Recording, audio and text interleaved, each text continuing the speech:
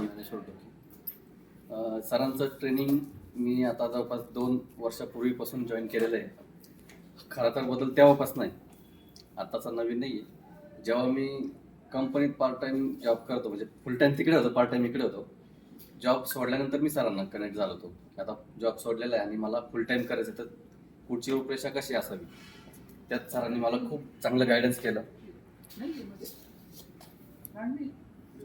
आणि सरांनी ज्या पद्धतीने मला टिप्स दिल्या होत्या, त्या टिप्सनुसार मी माझं काम पुढे हळूहळू वाढवत गेलो. महत्त्वाचं म्हणजे घेतलेलं काम, जे हातामध्ये घेतलेलं काम आहे ते शेवटपर्यंत सोडायचंच नाही.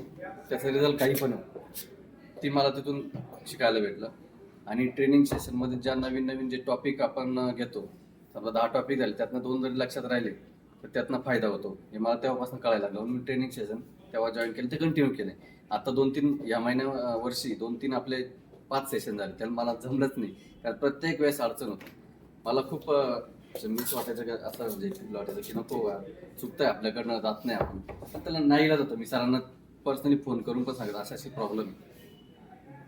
आता मागच्या सेशनपासून मी येतोय, सेशन चालू केलं आणि त्याच महिन्यामध्ये रिझल्ट मला परत चांगला आला.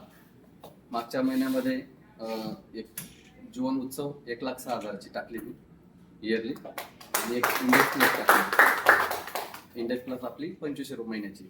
बाकी मेडिक्लेममध्ये महिनाभराचा विदाऊट GST प्रीमियम 1,08,000 रुपये झाला. मोटर इन्शुरन्समध्ये 2-3 इन्शुरन्स म्हणजे थर्ड पार्टी झाली.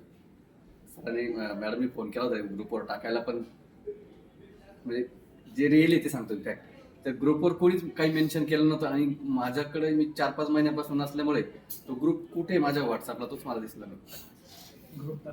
नाही, म्हणजे कोणीच त्या दिवशी मी शोधलं बरंच, पण एवढे ग्रुप आहे आता, म्हणजे काय ते वरती आलाच नाही ते पुन्हा, म्हणजे त्या लावून गेलं. बाकी थोडी लवकर उठायची सवय लागली. नाही, आता मी 6 वाजता उठल्यावर मुलाला बस स्टॉपला सोडतो आणि तिथून येतो आणि गार्डनला चक्कर मारून थोडं व्यायाम वगैरे करून घरात गेल्यानंतर माझं काम, जे कोणाला फोन लावणं किंवा काय कालचं राहिलेलं आहे, आज काय करायचं, त्याच्यावर मी प्लॅनिंग करतो. सरांनी सांगितल्यानुसार वेळ उठलं तर आपल्याला वेळ पण भेटतो, उशिरा उठला तर मग आपल्याला वेळ कधीच नाही भेटणार. असं म्हणजे ज्या सरांनी टिप्स दिल्या होत्या त्या खरोखर जीवनात यशस्वी होण्यासाठी खूप महत्त्वाच्या आहे, त्याचा फायदा होतो.